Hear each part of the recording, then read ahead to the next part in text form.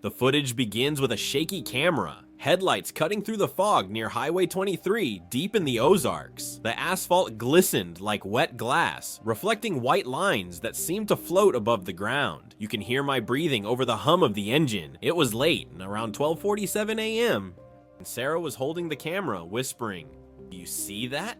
At first, I thought she meant the fog banks rising between the trees, but then, just above the ridgeline, two pale lights hovered side by side, not moving, just watching. They weren't aircraft, they didn't blink or cast beams, they pulsed faintly, like something alive. We were there filming a local story about a missing hiker, Jacob Miller, 26, last seen near the Ozark National Forest in March. Locals claimed he went camping alone near White Rock Mountain, where strange orbs had been spotted for decades. I didn't buy it. I've covered stories like this for 10 years, urban legends that die under daylight, but that night, something felt off. At the first pull-off, I killed the headlights. The world went black except for the soft whir of the wind and the distant chirping of frogs. Sarah whispered, "Mark, they're still there." I raised the camera. Through the viewfinder, the lights were sharper, almost metallic. A low-frequency hum began vibrating through the car frame. My ears popped. I could feel it in my chest like a slow heartbeat. Then the right light moved. Fast, across the ridge, cutting through the fog and stopping dead above the tree line. No aircraft moves like that. Sarah cursed under her breath, whispering, "It's watching us." I tried to rationalize it. A drone, a plane, a trick of the valley fog, but the hum was rising. The road began to glow faintly, pebbles shimmering under a light that didn't have a source.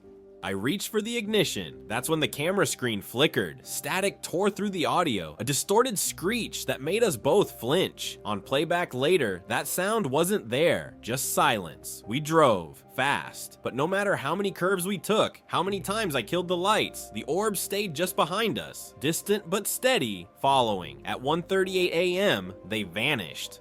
The footage ends abruptly with Sarah saying, "If you're watching this, subscribe. We'll keep uncovering what others won't." Her voice trembled. The next morning, the car battery was dead. My phone's compass spun endlessly, and the timestamp on every clip from that night was frozen. 12:47 a.m., we left the motel around noon. The fog that had clung to the hills the night before was gone, leaving a hard, white sunlight that made everything look too clean, like the world was trying to hide what it had shown us. Sarah hadn't spoken much that morning. She just kept replaying the footage on her laptop, zooming into the shapes above the ridge. "Look at the symmetry," she said. "It's like they're mirroring each other." I told her it was lens flare. I didn't believe it, but I needed to say something normal. We drove north toward the Ozark National Forest, past a sign that read White Rock Mountain Lookout, 9 miles. According to old reports, there used to be a ranger station halfway up, abandoned in the 1980s after a landslide closed part of the trail. Locals said people still saw lights near it, drifting in and out of the trees like fireflies on fire. The dirt road leading there was narrow and full of switchbacks. Every turn brought the smell of pine and something else. Old metal, maybe rust. Around 3 p.m., the GPS lost signal, but we kept driving until the forest swallowed the road completely.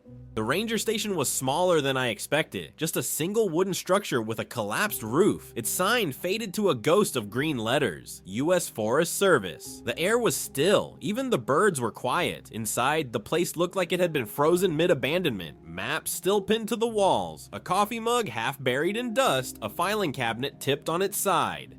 Sarah set up her mic and began recording. I filmed her walking through the wreckage, her voice echoing. Station logs from '83 mention repeated reports of nocturnal illumination. She read aloud. "Look, the ranger actually wrote, 'The lights are back. They hum now.'" That's when we both heard it. A low, rolling vibration, like a truck idling miles away, but there was no road nearby. The sound seemed to seep from the floor itself. The walls trembled just slightly. Sarah froze. "Mark, check the window." Outside, the sunlight dimmed, not like a cloud passing overhead, but like someone had turned down the brightness of the entire forest. The trees looked backlit, their edges glowing faintly. Through the lens, I caught glimpses of movement, points of light weaving between trunks, slow and deliberate. I stepped outside. The temperature dropped immediately, my breath visible. One of the lights detached from the tree line and hovered 20 feet away. The hum pulsed stronger and my camera began to glitch, static crawling across the screen. Then it happened again, that piercing silence that eats every other sound. No wind, no birds, even my footsteps didn't echo. Sarah called out, but her voice was muffled like we were underwater. I turned toward her and saw her pointing upward. Above the roof, a pale beam descended. Not bright, just there. It outlined the building in perfect symmetry. I could see every nailhead, every splinter of wood. Inside that light, dust floated perfectly still, frozen in midair. I shouted her name, but she didn't move. The beam flickered once, twice, and vanished. The forest returned all at once. Wind, birds, the smell of earth. Sarah gasped like she'd been holding her breath. I saw something inside it, she said. What do you mean? A figure, she whispered. It wasn't human. It was like a silhouette made of static. We didn't stay to check. On the way down, the road behind us seemed shorter. Turns we didn't remember taking, forks that shouldn't have been there. At one point, I swear we passed the same broken sign twice. When we finally reached cell service again, both our phones displayed the same message. Location access denied. That night, while reviewing the footage in the motel, the light appeared again, this time reflected in the window behind us. We hadn't seen it when we were there. We reached the only gas station within 20 miles of the forest just after sunset. It sat alone at the bend of Highway 16, surrounded by miles of black trees and power lines that buzzed faintly in the humid air. The sign above the pumps flickered, Henry's Fuel and Market. Sarah was quiet again, scrolling through frames of the footage on her laptop. She hadn't slept, neither had I. We were both trying to make sense of the voice. That whisper we'd captured in the motel room. I ran the audio through my editing software and filtered the frequencies. Beneath the distortion, it sounded older than static, deeper, wet almost, like it came from inside a cave. Inside the station, a bell jingled. The man behind the counter looked like he'd been there forever. Leathery face, cigarette burned down to the filter, eyes that didn't move much. When I mentioned we'd been near White Rock, he looked up slowly and said, "You shouldn't have gone there." I asked if he meant because of the landslide. He shook his head. No, because they don't like to be watched. Sarah shot me a look. I tried to keep it casual, asked him who they were. The man leaned on the counter. His voice was flat, like he'd repeated the same warning 100 times. "The lights," he said, "they follow travelers. Always have. You see one, it means it's already seen you first." He told us about a couple who vanished in '94 after their car was found, still running near the same Ranger road we'd taken. Two bright spheres were reported above their car by a trucker. When authorities arrived, both doors were open. No blood, no footprints, no sign of the couple. Just a fine layer of ash inside the front seats. Sarah recorded him discreetly while I filled up the tank. I didn't realize until later that the camera caught something in the reflection of the glass door. Two faint orbs hovering across the highway, perfectly still. Before we left, the man said something that stuck with me. If you start hearing it hum at night, don't look up. Keep your lights off, and whatever you do, don't answer if it calls your name. We laughed it off in the car, pretending we weren't shaken. But an hour later, while driving north toward Huntsville, the hum returned. Faint at first, like an old refrigerator, then stronger. I pulled over. The woods on both sides were pitch black. We turned off the headlights. The sound didn't stop. It was coming from beneath the ground this time, resonating through the chassis of the car. "Mark," Sarah whispered, "look." In the rearview mirror, two white shapes floated between the trees. Not reflections, not headlights. Moving closer. I started the engine, but when I hit the gas, the car barely moved. The dashboard flickered, the dials dropped to 0. Then, just as suddenly, everything came back on. We tore down that road until the hum faded completely. When we finally stopped again at a diner near Fayetteville, Sarah noticed something on the car. Fine gray dust covered the trunk and windows, like the residue left after welding, or after something had burned. I brushed some off with my fingers. It smelled metallic. My Geiger counter app pinged faintly, though not enough to mean radiation, but still, it was there. A pulse. We decided to stay in town for the night and back up all footage. Around 2 a.m., while transferring files, one folder wouldn't open. It was labeled automatically by the camera. Recovery 047. Inside were 17 video clips. We had only recorded 12. The extra 5 were shot from angles neither of us recognized, from the forest edge looking toward the car. In the last one, you can see me standing outside, looking up at something above the trees. But I don't remember that moment. Sarah didn't either. And when I tried to delete the files, they reappeared under a new folder name, Following. We left the laptop running overnight. The next morning, its clock was frozen again, 12:47 a.m. The motel was one of those roadside places that hadn't changed since the 70s. Plastic chairs outside each door, buzzing neon sign half lit, the kind of place where everything smelled faintly of mildew and cigarettes. We checked into room 12 facing the woods. The clerk didn't even ask for ID, just handed me a brass key and said, "Don't open the windows after dark." Inside, the room was still warm from the afternoon sun. The wallpaper was peeling in perfect vertical strips. I set the camera bag on the bed and started uploading footage. Sarah sat by the window, staring out toward the tree line that bordered the property. "They're not gone," she said quietly. I can feel them." I wanted to tell her she was imagining it, but I couldn't shake the feeling either. That pressure in the chest, like when the air gets too still before a storm. We went through the recovered clips again, the mysterious ones labeled following. In one of them, the frame was completely black except for faint static lines. But when I boosted the exposure, an image began to form. The outline of a door. Not a door from the forest or our car. A motel door, the same color as ours. At first I thought it was coincidence. Then I zoomed in on the number plate, 12. Sarah whispered, "That's us." I scrubbed through the rest of the clip. At the 0047 mark, there was movement. A figure, barely visible, standing just outside that same door. The frame cut to static before it turned its head. We decided to check outside, even though every instinct told me not to. The parking lot was silent. The woods loomed behind the building, the dark mass of branches moving gently in the wind. But something had changed. A faint, rhythmic sound was coming from under the vending machine. A dull clicking, like a plastic reel turning. I pulled it out. It was an old cassette tape. The label was half torn, but you could still read, "Station Log 1983. Night Watch." We didn't have a player, so we went to the front desk. The clerk frowned. "We don't have those anymore," he said. "Try the cabin across the road. Old man Reeves keeps all that junk." Reeves lived in a shack that looked like it had been built out of leftover motel parts. He had a cassette player hooked to a battery. When we explained what we'd found, his expression changed. "You shouldn't be digging into that," he muttered. "That tape, that's from when the station shut down." He pressed play anyway. The first 30 seconds were static, then a man's voice came through. Slow, tired, whispering like he was afraid of being overheard. 12:47 a.m., lights over ridge again, station vibrating, no radio signal. "They're close tonight. If anyone finds this, don't follow them back." Then the tape distorted, high-pitched squeals like metal tearing. Beneath it, faint breathing.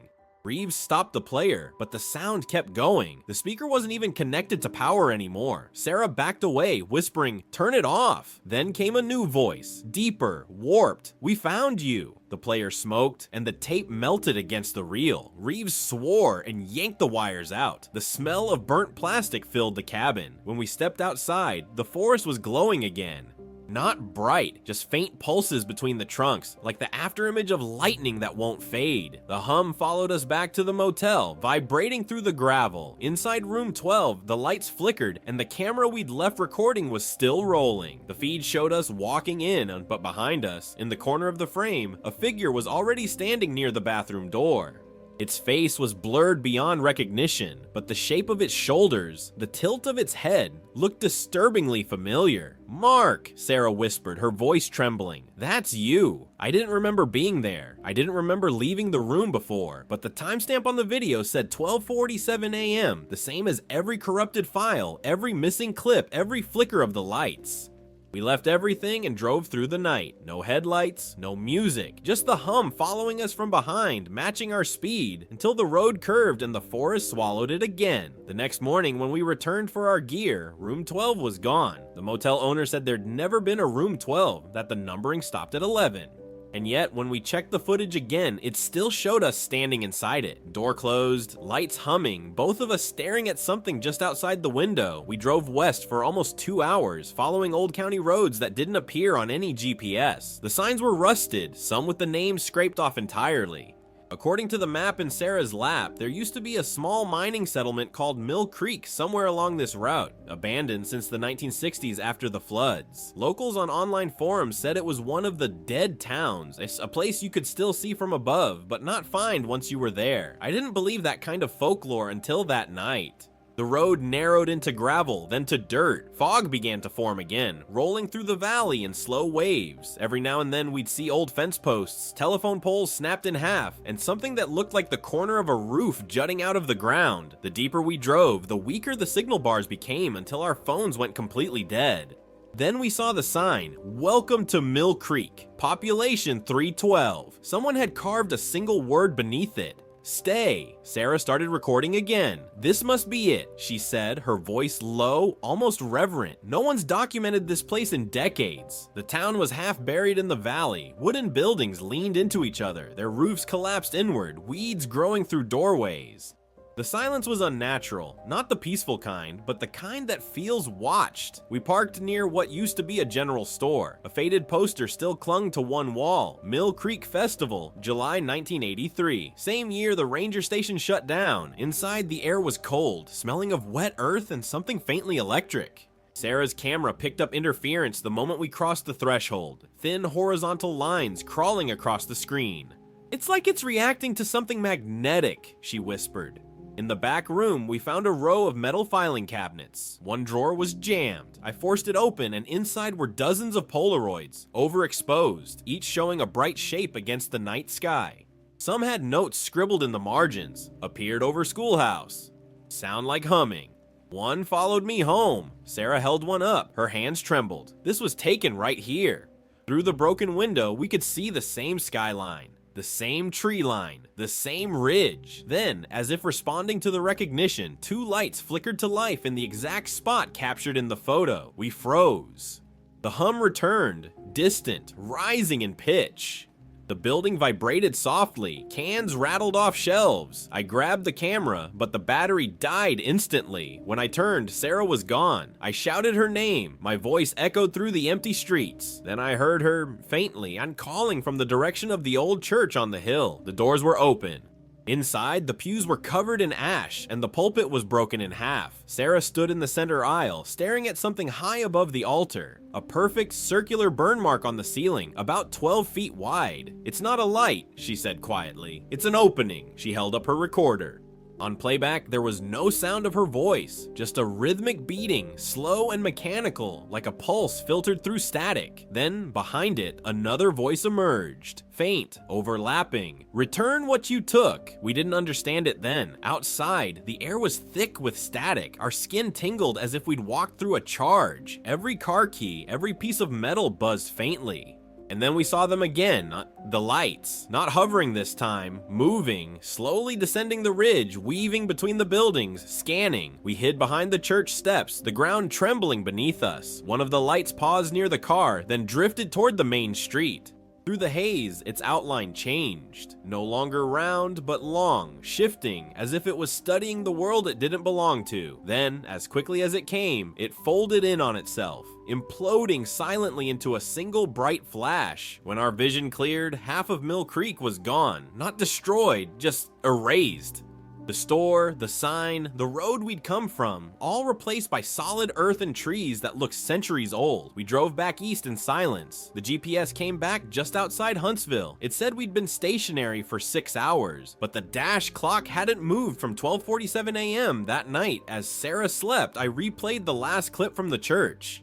The static deepened, then broke into a low whisper I hadn't heard before. My own voice, distorted, saying, "When we returned to Mill Creek, the road was different. The forest had swallowed the entrance, but the dirt was still soft where our tires had once carved it. The valley below was silent. No town, no sign of human life, just a wide, uneven field where the church had stood.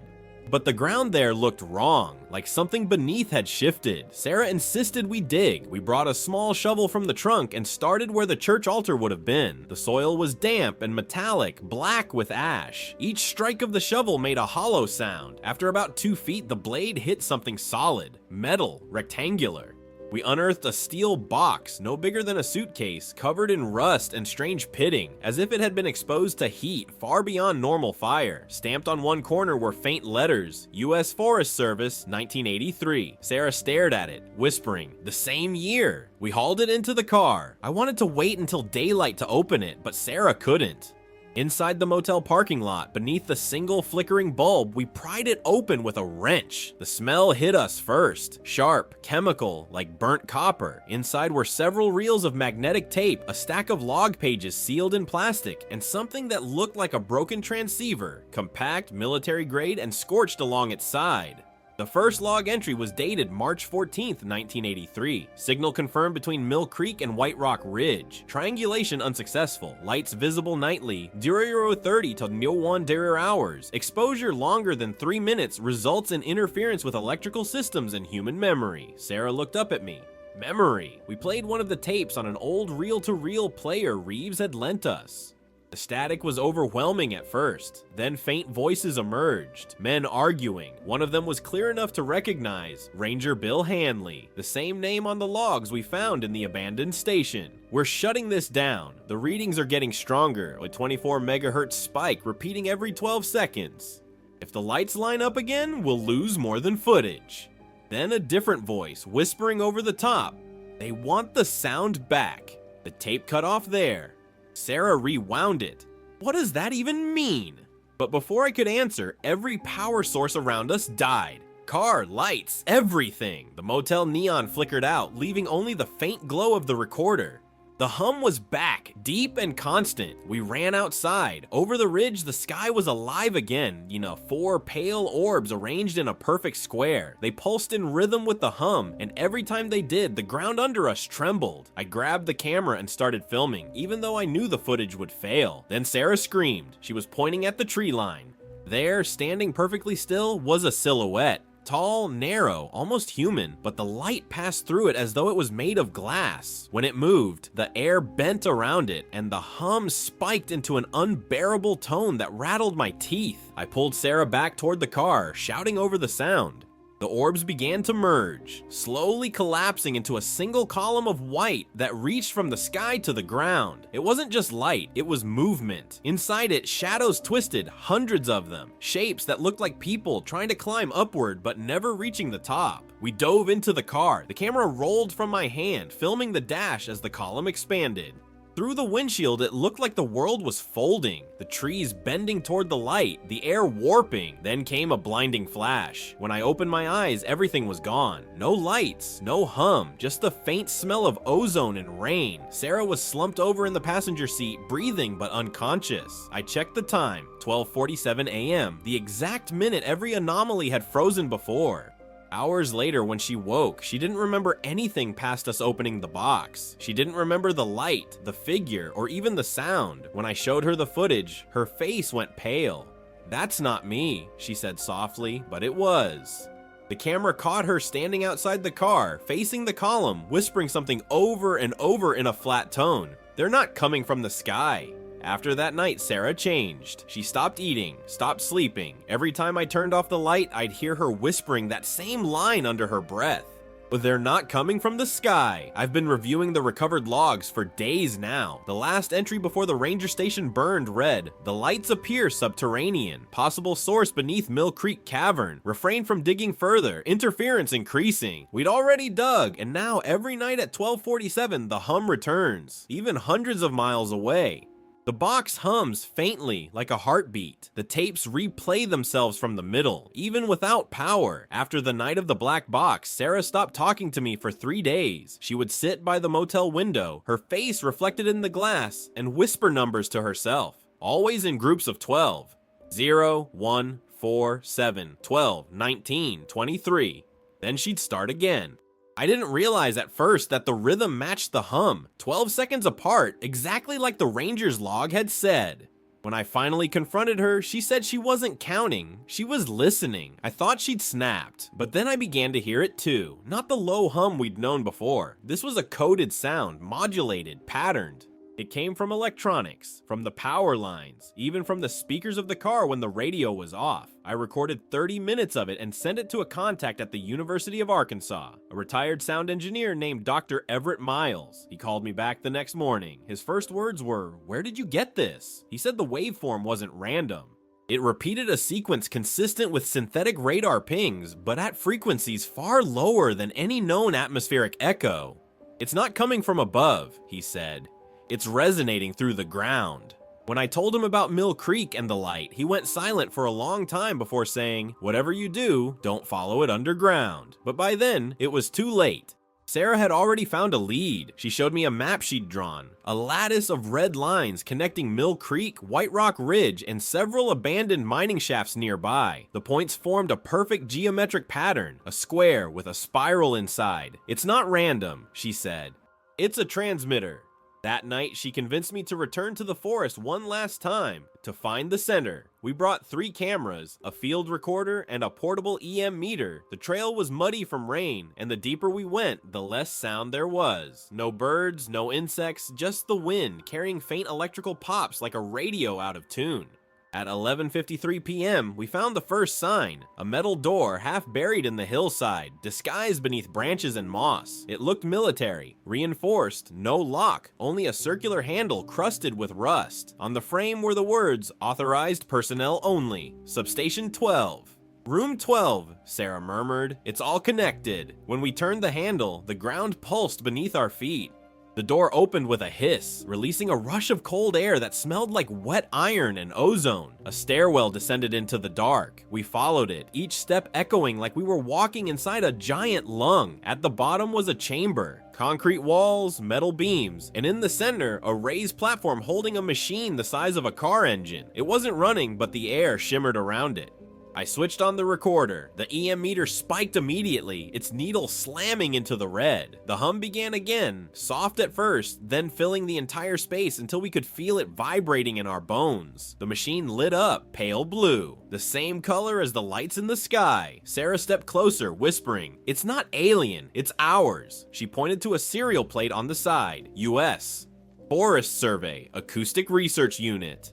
I barely had time to ask what that meant before the lights overhead began to flicker.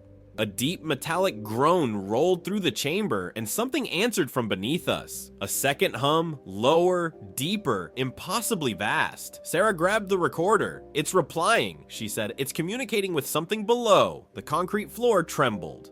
Cracks spread outward like veins. I pulled her back, shouting that we had to leave, but she wouldn't move. The machine's light grew brighter, washing the walls in a ghostly blue. In that glow, for a split second, I saw movement inside the concrete itself, shapes pressing against it from the other side, like something buried alive was trying to reach through. The noise hit a pitch so high it felt like it was tearing my skull open. Sarah screamed, and it's not from fear, but from euphoria. "It's beautiful!" she shouted. Then the machine shut off. Silence. We stood there, gasping. The EM meter needle dropped to 0. I turned my flashlight back on. The room was empty. Sarah was gone. I ran up the stairs, yelling her name. Outside, the night was perfectly still. No wind, no insects, just the faint hum continuing somewhere below the earth. On the ground near the entrance was her camera. The screen was cracked, but the last frame was clear. A tunnel of light receding into black and a silhouette stepping into it. I brought the footage back to Dr. Miles. He didn't say a word while watching it, only paused on the last second, the moment before the light closed. He leaned forward, eyes wide, and whispered, "That's not reflection, that's resonance. It's answering her frequency." He told me that certain sound patterns, when amplified through solid material, could open resonant cavities, small folds in the structure of space itself. "If that's what's happening in those mountains," he said, "then those lights aren't visitors, they're emissions, leaks." The hum hasn't stopped since. It's followed me across states, into motels, parking lots, even airplanes. Every night at exactly 12:47 a.m., my recording devices pick up a faint pulse, 12 seconds apart, and 2 nights ago, I got a new file in my inbox. No sender, no subject. Just an audio clip labeled Sarah 12. When I played it, there was her voice. Faint, layered in distortion. "Mark, the light isn't above us, it's below. Don't let them turn it off." And behind her voice, the hum answered. The first time it happened, I thought my laptop was glitching. It was 12:47 a.m. again. I was in a cheap motel outside Tulsa, reviewing the latest footage. Sarah's last message, the audio labeled Sarah 12, was looping on its own, the timestamp never moving past 0:47 seconds. Then, the screen went black and came back with a live feed window that I hadn't opened. No webcam connected, no stream running, just static and the faint outline of a face I didn't recognize. I froze. The feed flickered, and a voice, warped and layered, like multiple recordings stacked, said, "You're still broadcasting, Mark." The window closed itself. Every trace of it disappeared from my files. At 12:48, my phone lit up with a notification from a platform I hadn't used in months. FieldWatch Live, the streaming site where I'd uploaded our early investigation clips. It said, "Live broadcast in progress, Mill Creek feed." I clicked the link. The stream showed a live view of the forest near White Rock Ridge. Fog, trees, faint moonlight, but this wasn't a loop or an old upload. It was happening now. The audio was that same hum, layered with whispers and fragments of Sarah's voice. She was saying things I'd never heard before. They were here before the mountains. They use our reflection to build themselves again. "Mark, you have to finish the transmission." Viewers were joining. I watched the counter climb, 83, 240, 1,000. Comments filled the chat. "This is fake." "What's that light?" "She's behind you." "Behind me." I turned. The window curtain fluttered even though the air was still. My phone buzzed again, a new message from a number I didn't know. "Look outside." When I did, there were 2 white points glowing across the empty field, hovering just above the grass. The same slow pulsing 12 seconds apart, the same impossible silence between them, and then on the laptop, the camera feed changed. Now it showed me standing at that window, live, except my reflection wasn't moving. I slammed the lid shut. The hum cut off instantly, but the air stayed heavy, vibrating with pressure. My ears popped. I could taste metal on my tongue. I packed everything and drove. No lights, no radio, just miles of empty highway. I kept checking the rearview mirror, expecting to see those orbs behind me again. At dawn, I reached Dr. Miles's house in Fayetteville. His lights were on. Inside, the walls were covered in printouts of signal graphs, maps of the Ozarks, and still frames from our footage. He looked like he hadn't slept in days. "I've been tracking your stream," he said. "That wasn't a broadcast. It was a return signal." He explained that the frequency embedded in our recordings had been increasing in amplitude, piggybacking on every upload, every playback, every viewer. "The more people watch, the stronger it gets," he said. "You didn't document it. You amplified it." He turned his monitor toward me. A spectrogram filled the screen, a pattern of spikes and voids that almost formed letters. I leaned closer. "It's not English," I said. He nodded. "It's coordinates." The points outlined a spiral again, same pattern Sarah drew. Only this one ended not in the Ozarks, but directly beneath a radio tower in Jasper, Arkansas. "That's where it started," Miles said. "That's where they built the transmitter in 1983, the one that woke whatever's down there." We decided to go that night. He wanted to bring his instruments, a portable EM antenna and an analog oscilloscope. I just wanted answers. By the time we reached the tower, the fog was already forming. It rolled up the hill like smoke, swallowing the ground. The hum started before we even opened the car doors. Miles's equipment crackled alive. The waveform on the scope forming a perfect sine loop repeating at 12-second intervals. "It's matching her voice frequency," he said. "Sarah's tone is embedded in the signal." We followed the sound to the base of the tower. There was a maintenance shed, its door chained shut but glowing faintly from inside. We broke it open. Inside, the walls were lined with old radio panels, all still running. Lights flickered on meters and dials. The smell of burnt dust filled the air. In the center was a single broadcasting microphone, red light blinking. The label read, "Station 12, active transmission." Miles approached it slowly, his voice barely audible. "It's still sending." But to where? The hum deepened, and through the speakers, I heard her again. Sarah's voice, calm, monotone. "Mark, it's me. Don't turn it off. It's not the signal they want. It's the silence." Miles grabbed the switch. "We have to shut it down before..." The moment he touched it, the entire room went white. A flash of light, pure and solid, swallowing every surface. My ears rang so loud I thought I'd gone deaf. Then, nothing. When I came to, the equipment was gone. The shed was empty, stripped bare like it had never been used. The tower stood silent. No hum, no lights, no Dr. Miles. But my recorder was still running. When I checked the file later, it wasn't blank. The audio was crystal clear, my own voice whispering words I never spoke. She finished the transmission. I've tried finding the tower again since then. It's not there anymore. The highway curves where it used to stand. The trees grown thick and unbroken. No record of a substation, no property listed, nothing in state archives. But every night at 12:47, the feed comes back on my laptop. A live broadcast with no source. Same view, fog rolling through an empty valley, lights moving between the trees. And lately the voice sounds less like Sarah and more like me. If you're watching this, subscribe. Not for me, but to hear what comes through next. Because the more of us who listen, the louder it gets. 2 nights after the broadcast, I started losing time again, hours gone. Just blanks where memories should be. I'd wake up in places I didn't recognize. Gas stations, empty rest stops, sometimes parked on the side of the road with the headlights pointed at nothing. Every time, the recorder in the passenger seat would be running. The first playback I dared to check chilled me more than anything we'd seen before. I wasn't speaking English. The voice was mine. Yes, same tone, same breath patterns, but the words were guttural, drawn out, rising and falling like coded transmissions. Between each phrase, you could hear faint metallic echoes as though I wasn't alone when I said them. At the end of one recording, I whispered clearly, "They're answering again." I drove straight back to Jasper. Whatever was underneath those hills, the signal, the hum, the lights, it hadn't stopped transmitting. It was stronger. The town itself looked normal, almost too normal. Children playing near the old square, a few shops open, sunlight filtering through the trees. But there was an emptiness behind the noise. People moved like actors in a scene they'd already performed. Their voices didn't match their faces. I asked the woman at the diner about the radio tower that used to be nearby. She smiled, but her eyes didn't. "There's no tower here, honey," she said. There never was. Then she leaned closer, whispering like it was a secret between us. But I still hear it sometimes. When the wind's low. The sound under the floorboards. That night, I found where the signal was strongest. A patch of forest 2 miles west of town, near an old quarry fenced off with rusted wire.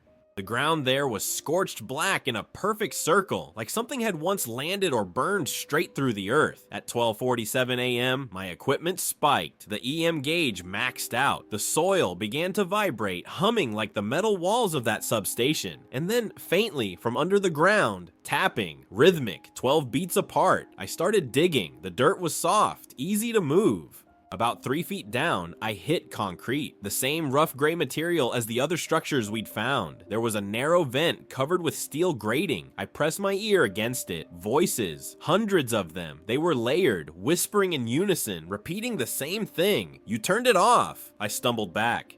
The air around me shimmered like heat mirage, and from the corner of my eye, I saw the forest moving. Not the trees, but the light. Thin white filaments weaving between trunks, connecting like veins. The hum built again, louder, closer. And then, through the static of my field recorder, Sarah's voice cut in. "They're not buried, Mark. We are." My flashlight died. I turned the camera toward the sound, and the trees lit from within, as if veins of light ran under their bark. Shapes began to emerge, figures half-formed from mist and static, outlines of faces flickering into existence and dissolving again. The tapping turned into pounding. The earth cracked open. I ran, but the light followed. Fluid, intelligent, bending around the trees. Every few seconds, it flared, revealing brief images inside its glow. The ranger station, room 12, the tower, even the church from Mill Creek, all overlapping, flickering like different channels of the same place bleeding together. When I finally reached the road, my car alarm was blaring even though I'd left the keys in my pocket. The headlights were on, aimed toward the quarry. There was something standing there, not a figure this time, but a shape, shifting constantly, reflecting my movements like a mirror made of fog. I shouted Sarah's name. The shape stopped, tilted its head, and then, in my own voice, it whispered, "Keep recording." The next thing I remember is waking up in the car at dawn, camera still rolling. The footage showed 37 minutes of empty forest. Near the end, the image distorts, and a hand, pale and shaking, reaches in front of the lens. My hand, writing something into the dirt beside the car. 12:47, every 12 seconds, return signal active. I left Jasper that morning, but no matter where I go, the signal follows. Static in phone lines, electrical surges in motel lights, even the hum of my own voice echoing back when I speak. And every night the same message appears on my laptop. A folder that wasn't there before, labeled simply, "Receiving." When I open it, there's only one file, the same clip over and over. A live feed of me, sitting right where I am looking into the screen, until a flash of white cuts the image off. And now, as I'm recording this, the folder just duplicated itself. It's labeled transmitting. If you're hearing this, it means the signal found another listener. Maybe it's through my story, or maybe it's through you, but once you've heard it, it never stops. So keep watching. Keep listening, because they already know your frequency. I'm writing this from a safe house just outside Harrison, Arkansas. I don't know how long I've been here. The clock on my wall keeps resetting to 12:47 a.m. no matter what I do. I've stopped fighting it. The hum is constant now, buried beneath every silence, woven into every mechanical sound. The refrigerator motor, the lights, even the pulse in my ears. It's been 12 days since Jasper. I don't sleep anymore. When I close my eyes, I see flashes. Sarah in the forest, the light swallowing her shadow, the shape of the tower collapsing inward, and something behind it, something older. I've gone through all our footage again, every file, every recording. At first they seemed random, corrupted, but then I noticed a pattern in the timecodes, always 12 seconds apart, repeating in a spiral sequence. When stitched together, the frames create a kind of visual rhythm, a flickering pulse that isn't light or sound, but something in between. When I overlaid the signal from the tapes onto the footage, the image transformed. It showed a map, not of Arkansas, but of beneath it, caverns, networks, hollowed corridors stretching for miles under the Ozarks, and at their center, a structure, not natural, not human, a perfect sphere of unknown material with smaller tunnels feeding into it like veins. The same place Sarah must have gone. The origin of the hum, I thought about Dr. Miles's words. If that's what's happening, those lights aren't visitors, they're emissions, leaks. If that's true, then the lights are fragments of what's beneath the earth, trying to reconstruct themselves through resonance, through us. Through the frequencies we broadcast, the stories we tell, the devices we use to record and replay their signal. The footage was never documentation, it was replication. Last night I tested something. I played the entire compiled audio through a low frequency speaker and set my camera to record the air just above it. For the first 20 seconds nothing happened, then the air began to ripple. The outline of a figure formed in the distortion, its head bowed, its arms extended. Then, in Sarah's voice, quiet, broken, pleading, it said, "Mark, stop broadcasting." I unplugged everything. The hum didn't stop, it never stops. Around midnight, the power in the whole building went out. I went outside, and the sky over the Ozarks was alive again. The same pale lights, hundreds this time, moving in synchronized rhythm, spiraling outward from a single unseen point. For the first time, I realized they weren't floating above the clouds. They were reflecting beneath them, like a vast mirror of light turning in the ground below. The sound grew deafening. The air vibrated until I couldn't stand. Every object around me, the guardrail, the asphalt, even my own body, shimmered like heat haze. I screamed, but it didn't echo. The world folded into silence. And then I heard the transmission's true voice. Not Sarah's, not mine. Something vast, layered with countless tones, speaking directly inside my head. Resonance complete. Returning signal. The horizon burst into white. Not like an explosion, but like a page turning. The mountains dissolved into lines of light. The trees flattened into silhouettes. And for an instant, I saw everything from above. A glowing web pulsing across the Ozarks, each node a reflection of every person who'd seen the lights, watched the footage, or listened to the hum. Then it all went dark. When I woke, I was back inside the car, parked at the edge of the valley. No sign of the house, or the forest, or even the road I'd come from. The only thing left was the recorder on the passenger seat. Still on, still blinking. I pressed play. The voice that came through was mine, but not recorded. It was live. If you're hearing this, the signal's already found you. There's no way to turn it off. Every retelling sends it forward. Every broadcast wakes it again. The last line wasn't part of my voice. It was something else, bleeding through. The lights follow those who listen. The recorder shut off by itself. I don't know if this will reach anyone or if what you're reading is just another playback. Maybe you're already hearing the hum in the distance, faint but steady. If so, it's too late. You're part of the transmission now, so when the clock hits 12:47 and you see the first flash over the horizon, don't look away, don't turn it off, just keep watching and listen carefully. What if because the lights that followed us through the Ozarks have found you?